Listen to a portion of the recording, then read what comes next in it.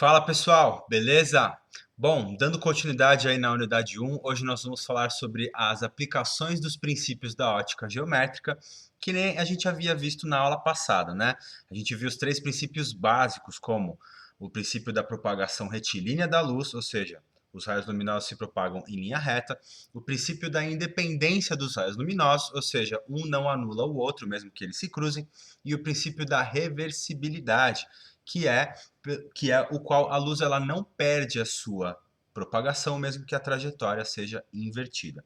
Beleza, gente? Então vamos nos lembrar disso daí para a gente poder seguir. E nessa imagem bonitona aí que eu trago, é um fenômeno bem interessante e bem específico, né? Esse é um tipo de eclipse solar chamado de anelar. Por quê? Porque tem a formação desse anelzinho aí. Esse tipo de eclipse acontece especificamente quando a Lua está no seu ponto mais distante na órbita que ela faz em torno do planeta Terra. Então, existe um alinhamento específico ali para que esse tipo de fenômeno aconteça.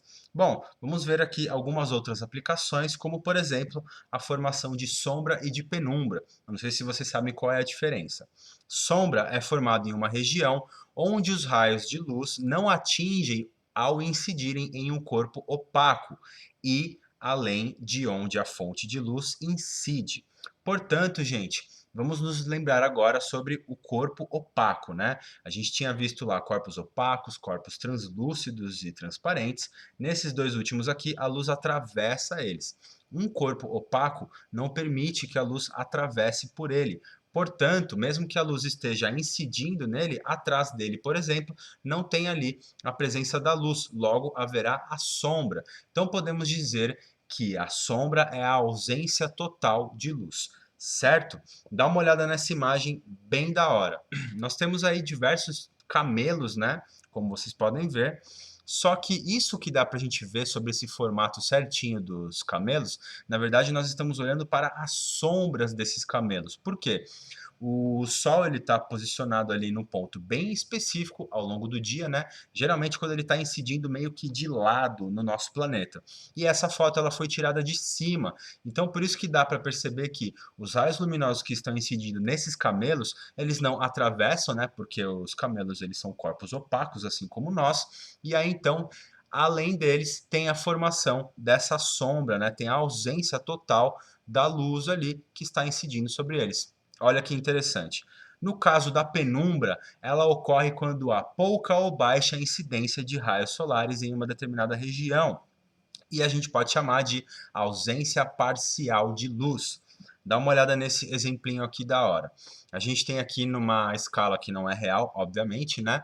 O Sol emitindo seus raios luminosos aqui em direção ao nosso planeta. Mas se a Lua se posiciona entre esses dois corpos aqui, a Lua ela vai formar uma sombra num ponto específico do planeta Terra.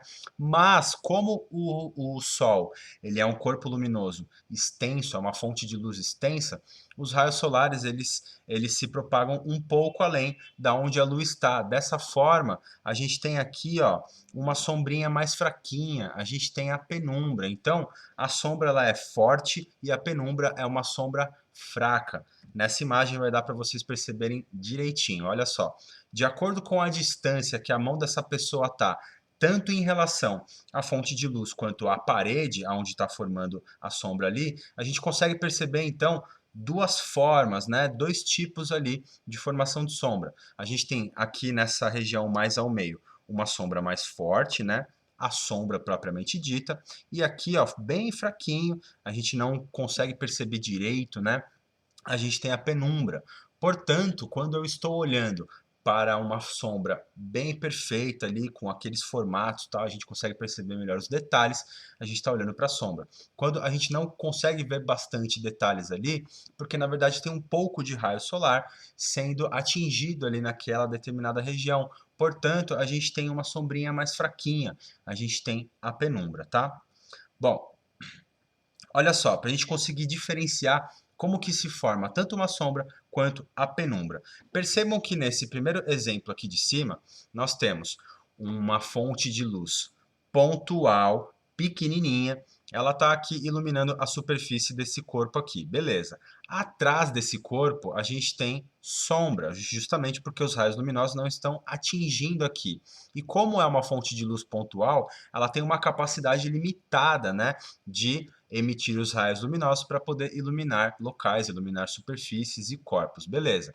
Agora, no caso de uma fonte de luz extensa, uma fonte de luz maior, como por exemplo o Sol, né, que nem a gente viu lá na imagem anterior, e aí ele vai iluminar aqui então um corpo, a superfície dele.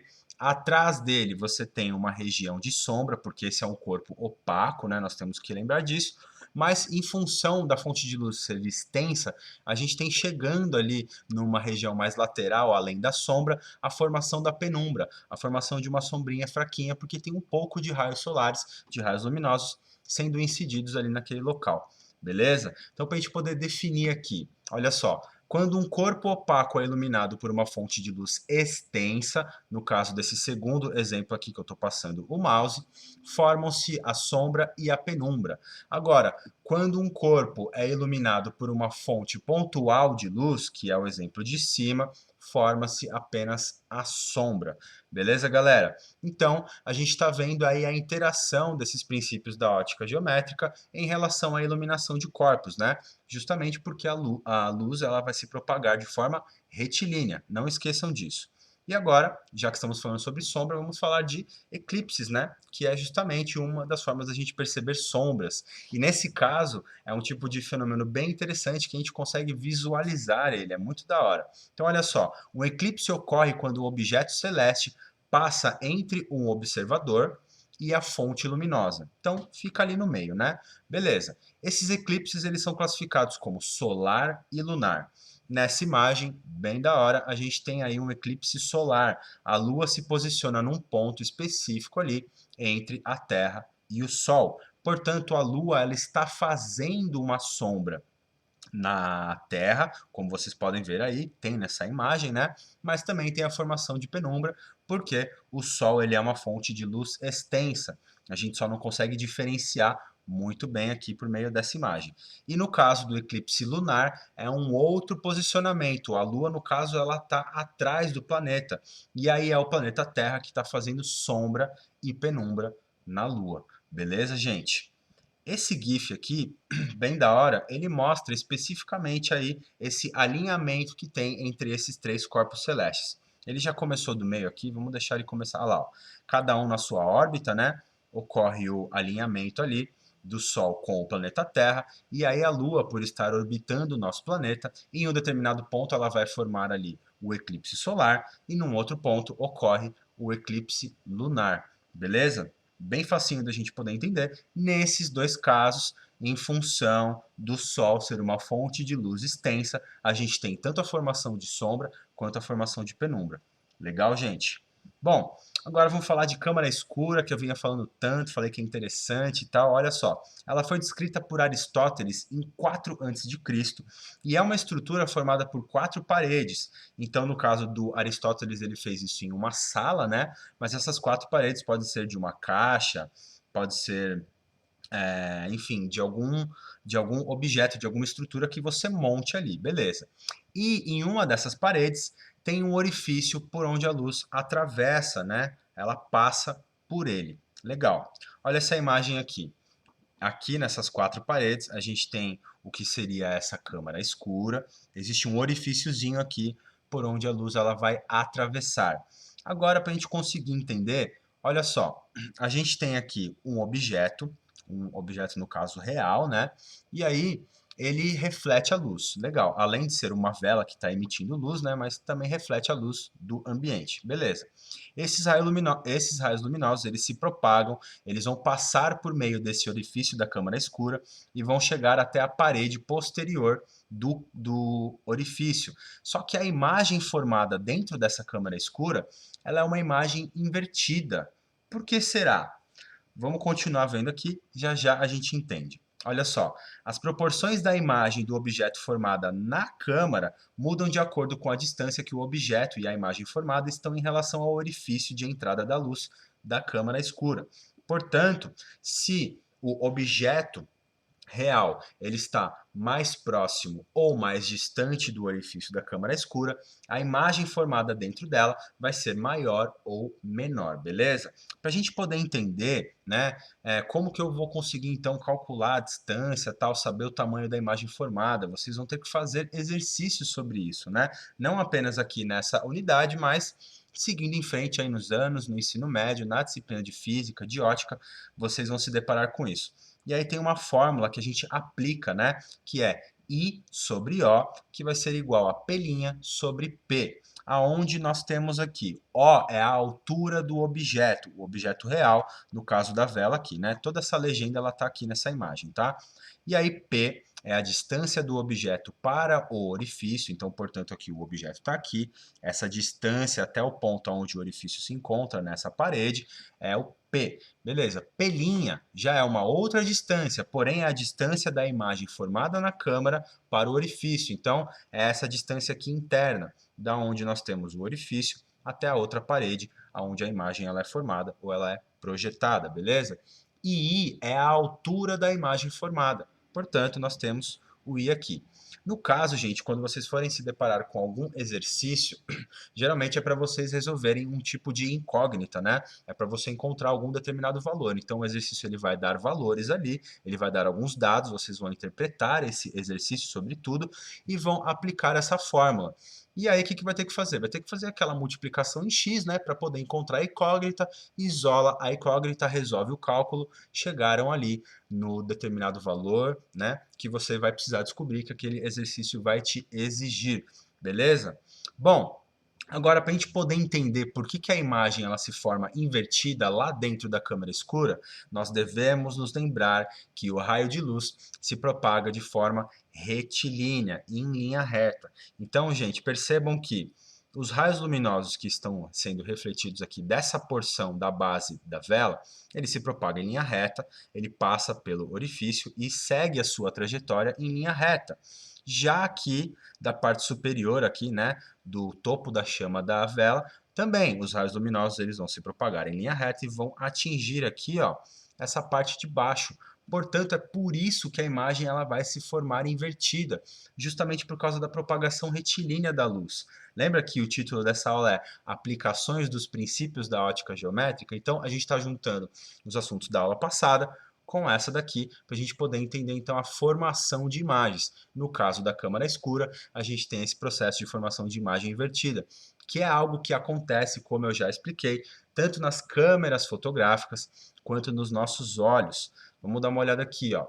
Eu estava procurando algumas imagens, né, de câmara escura e tal, e eu vi essa que é muito da hora. Um professor de física, ele conseguiu simular uma câmara escura no quarto dele. Então ele fechou a janela dele lá, colocou um monte de papel, de plástico, não sei. Ele fechou ali legal e ele deixou apenas um pontinho ali por onde os raios luminosos estavam passando, né? Era um dia bem ensolarado, tal, um dia com o céu bem limpo, tal.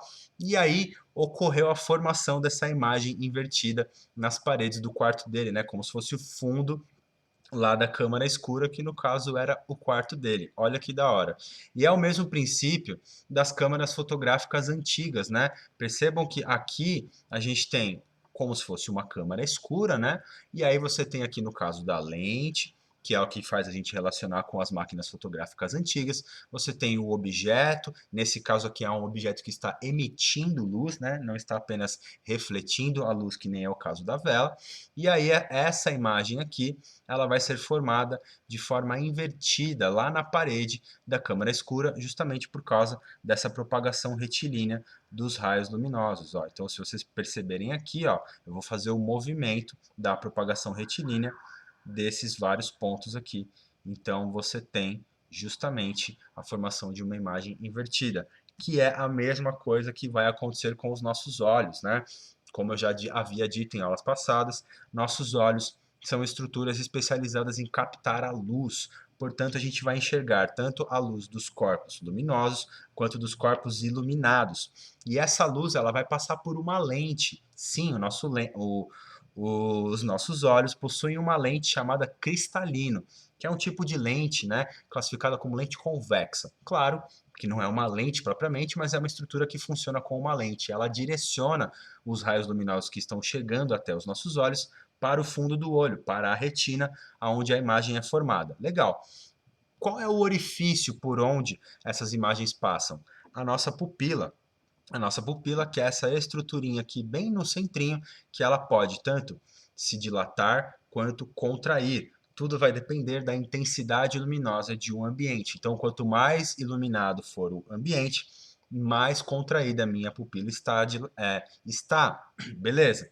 Quanto menos luz tiver num ambiente, mais dilatada a minha pupila estará para entrar a maior quantidade de raios luminosos possível para a gente conseguir enxergar melhor. Tanto que a gente até consegue enxergar algumas coisas no escuro, né? A nossa pupila ela se dilata e aí a máxima intensidade de luz possível que tiver naquele local escuro vai entrar e a gente consegue perceber pelo menos umas sombras ali, né?